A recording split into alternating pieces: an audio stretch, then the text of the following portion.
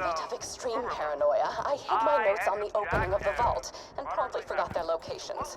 While I grind my teeth to dust in frustration, you will retrieve these journals for me.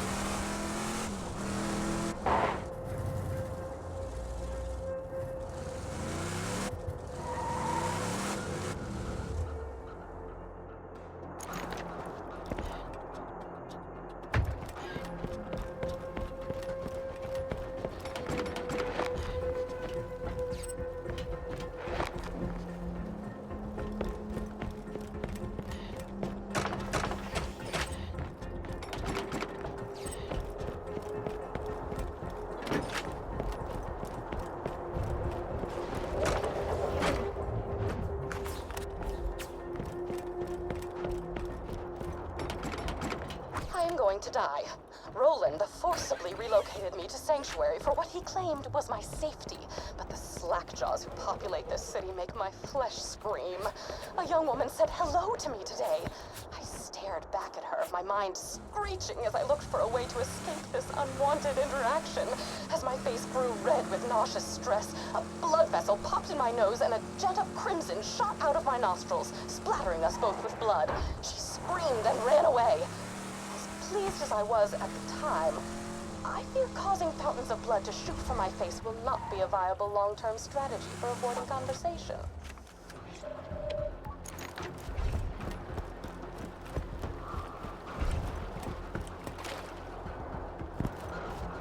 That's my room!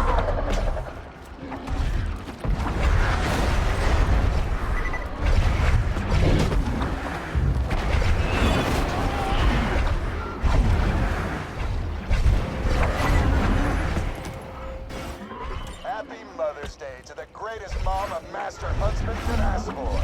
Now, don't get excited. I locked the present with my whispering so you can't open it until I get home. Anyway, I'm off to go disavow Henry the Stalker with my teeth. See you soon.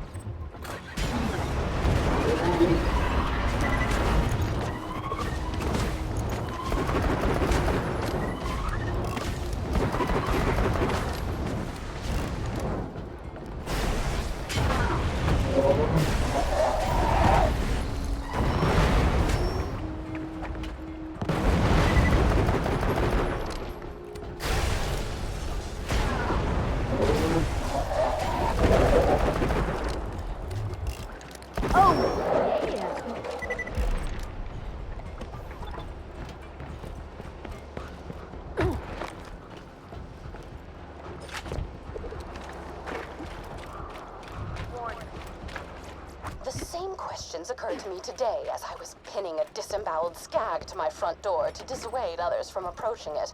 What does Jack want with the vault key? Was the key simply charging the entire time I possessed it before Jack crowbarred it from my bloody hands? Was it waiting to unleash its alien powers on Pandora to make Iridium appear from the very ground? Was it preparing itself to unlock even more alien ruins? I will delve deeper into this question after I soundproof the walls of my home. that I may be spared the incessant laughter and joviality of Sanctuary's citizens.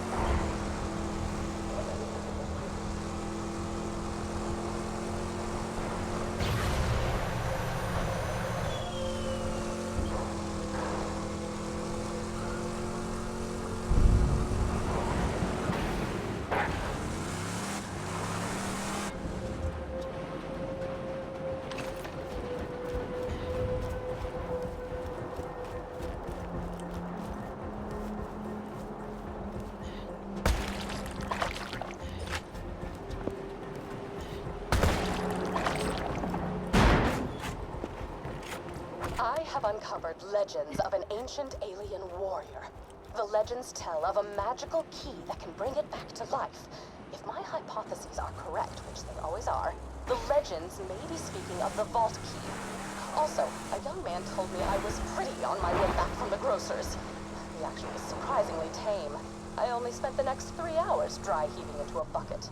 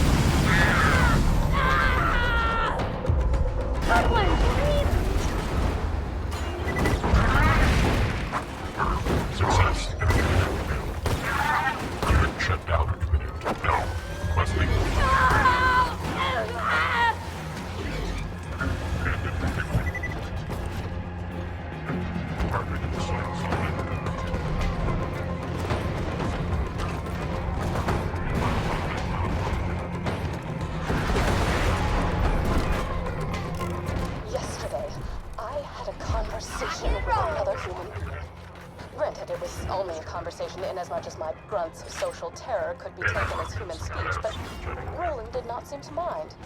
He asked me why Jack hasn't revived the warrior yet, if he has the key. I conveyed that the key needed to be charged by iridium, hence Jack's mining operations. He nodded and silently wiped the streams of my saliva from his face.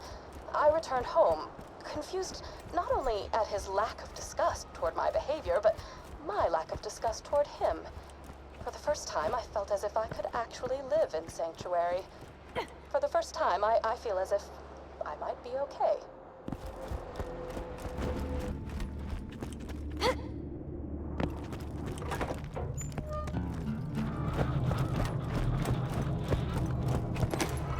You listened to my notes, I assume. I would be upset were it not. I hid the copious material I compiled after opening the vault those 5 long years ago. In a fit of spastic paranoia, I did not write down the locations to the information. Find it for me and be handsomely. Oh, were you expecting me to say handsomely rewarded? I've been relocated to Sanctuary against everyone's better judgment. Not my own, mind you. I never wanted to be here. I was perfectly content to live out my days in a non-standard living arrangement with 2 ceiling chairs I met at a bar fight. Oh, they're adorable. They barely speak any English. And if you have to ask what a ceiling chair is, I pity the life you've wasted. I should discuss the scroll-elephant in the room. The reason for my relocation was an elongated and systematically unpleasant torture at the hands of Jack's cronies. Roland and his well-defined pectoral muscles were kind enough to entrust the vault key with me after the awakening of the Destroyer. Not to be confused with the Warrior. Seriously, those sound nothing alike.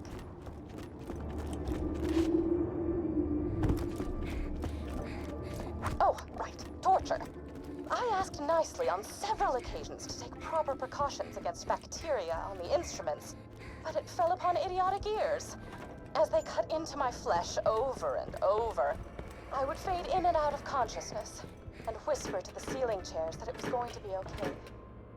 Clork was afraid at first. His 4 legs trembled against the cold ceiling, but he knew he had to be strong for me. Then they went to work on his brother, Philippe.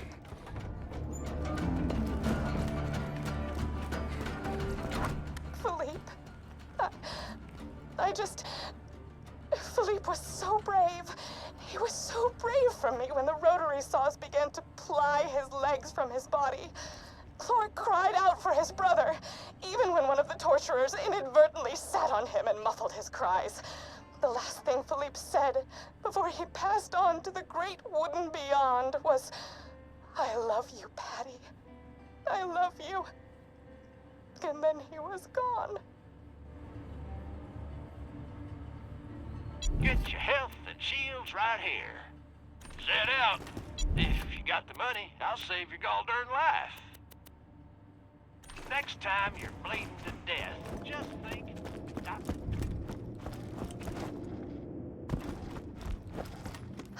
It's lonely here in Sanctuary. Sure, Clork prattles around on the ceiling, but it's hardly the same. Jack has taken so much from me. Jack has taken the only happiness I've ever had in his asinine quest for the warrior and more power. Revenge is as pointless as music, but on this occasion, I will allow myself the revenge. I will allow myself to aid in his downfall. Mark my words, Jack. You're going to die. Ah! The chronicles of my torture. I shall warm up some cold cocoa and listen to these again.